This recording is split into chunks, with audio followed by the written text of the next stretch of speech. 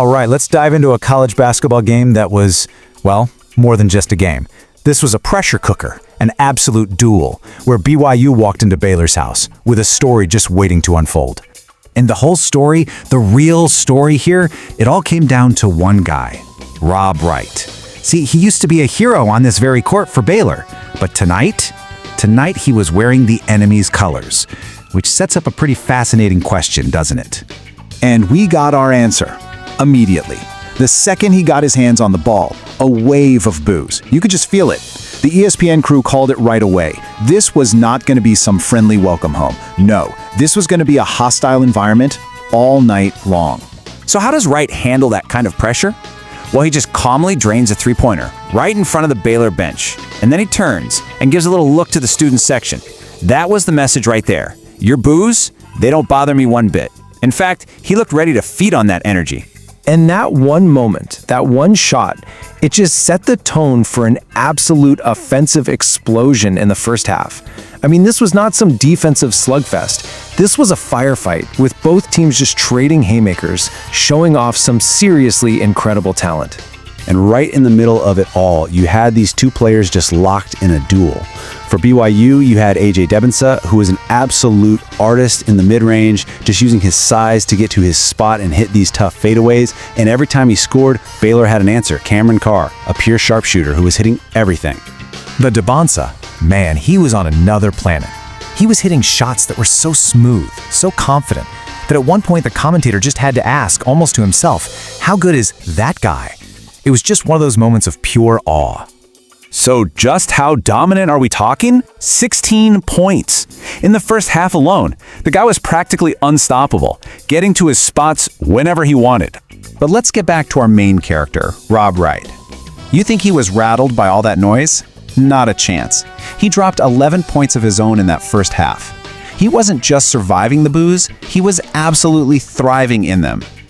So, despite all those fireworks, the game was still neck and neck at halftime. But in the second half, everything changed. BYU made this one crucial adjustment in the locker room that just completely blew the game wide open. And that adjustment was a classic basketball strategy, going small. Basically, they took their traditional big center off the floor and brought in a smaller, faster guy. And this one simple change had a massive ripple effect on everything. So how'd it work? Well, first, it just created chaos for Baylor's offense. Suddenly, BYU could switch on every single screen, so you didn't have a slow big man stuck guarding a quick guard. This new defensive speed forced Baylor into all sorts of mistakes: turnovers, blocks, bad shots. And what happens when you force turnovers? You get to run, and BYU turned those mistakes into easy fast break points. And the result of this one strategic shift was just staggering. A 17-point scoring advantage for BYU in the second half alone. That single halftime tweak completely flipped the entire game on its head. And while all this team strategy was clicking, Rob Wright just kept doing his thing. He was getting into the paint, hitting tough layups, and at one point, after another score, he was caught just grinning at the front row fans. He was in complete control, just silencing his old home court one bucket at a time. But look, you knew Baylor wasn't just going to roll over in their own house. In those last frantic minutes of the game, they mounted one final desperate comeback that cranked the tension all the way up. Just look at this clock.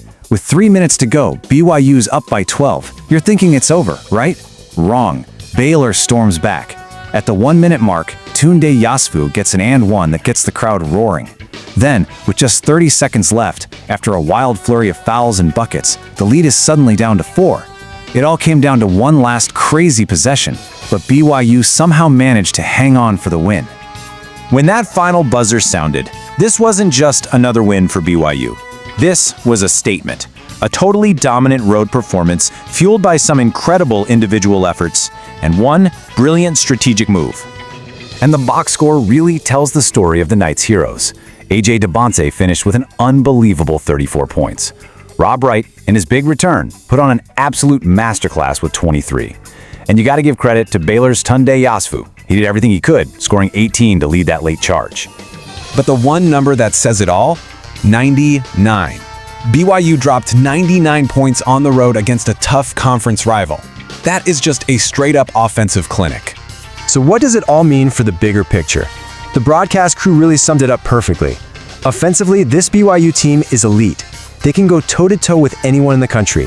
But their season, how far they go, that's going to come down to whether they can bring that same intensity to the defensive end of the floor night after night. And that leaves us with one last thing to chew on. We saw incredible talent. We saw brilliant strategy. And we saw the pure will of one player turning a hostile crowd into fuel. In a game like this, what really separates winning from losing? Is it the talent, the strategy, or is it something else entirely? Something to think about.